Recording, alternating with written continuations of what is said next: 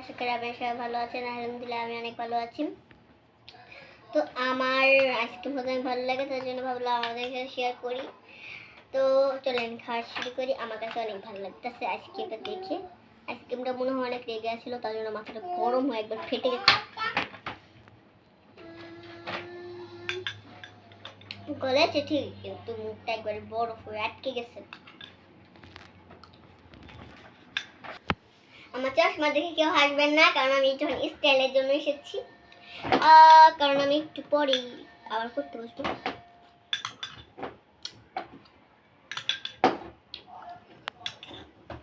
সেই সাথে তো সাতকে কলার মতো না।